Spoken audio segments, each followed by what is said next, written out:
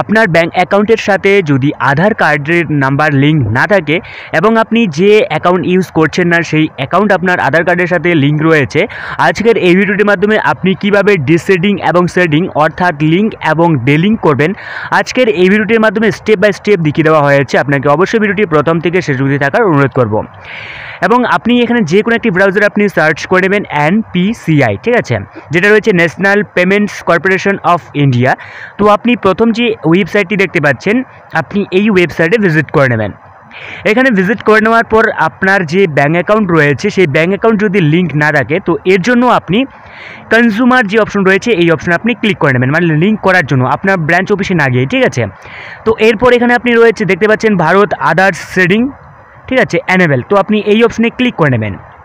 এই অপশনে ক্লিক করে নেওয়ার পর পরবর্তী পেজ ওপেন হয়ে যাবে। তো আপনি পাশেই অনেকগুলি অপশন দেখতে পাবেন, যেমন রয়েছে আপনার হোম, আধার সেডিং, ডেট সেডিং, আধার ম্যাপেড স্ট্যাটাস ইত্যাদি। তো আপনি আধার সেডিং এবং ডিসেডিং, যেটা লিঙ্ক এবং ডিলিঙ্ক বলতে পারেন, তো আপনি এই অপশনে ক্লিক করে নেওয়ার পর এখানে আপনার আধার নাম্বার বসিয়ে দেবেন, যেটা আপনার আধার কার্ড রয়েছে। তো সেই আধার নাম্বারটি আপনি এখানে বসিয়ে দেবেন এবং আধার নাম্বারটি বসিয়ে দেওয়ার পর পরবর্তী আপনাকে একটু অপেক্ষা করতে হবে। তো অবশ্যই কিন্তু আপনার আধার কার্ডের সাথে মোবাইল নাম্বার লিঙ্ক থাকতে হবে, ঠিক আছে। তো যে মোবাইল নাম্বার লিঙ্ক থাকলে আপনার কাছে ওটিপি আসবে এবং ওটিপিটির মাধ্যমেই কিন্তু আপনি লিঙ্ক এবং ডিলিঙ্ক করতে পারবেন।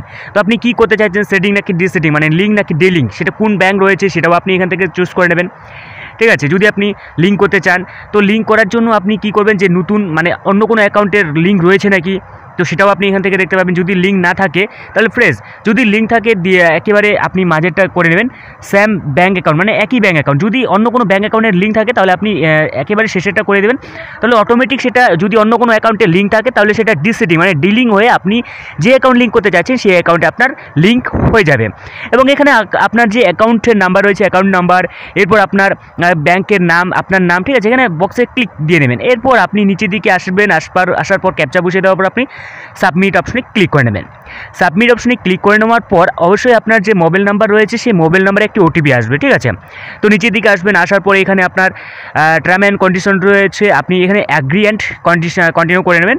এরপর আপনার যে রেজিস্টার মোবাইল নাম্বার রয়েছে, যেটা লিঙ্ক রয়েছে, সেখানে ওটিপি আসবে, ওটিপিটি এখানে বসিয়ে দেওয়ার পর আপনি কনফার্ম অপশনে ক্লিক করে নেবেন।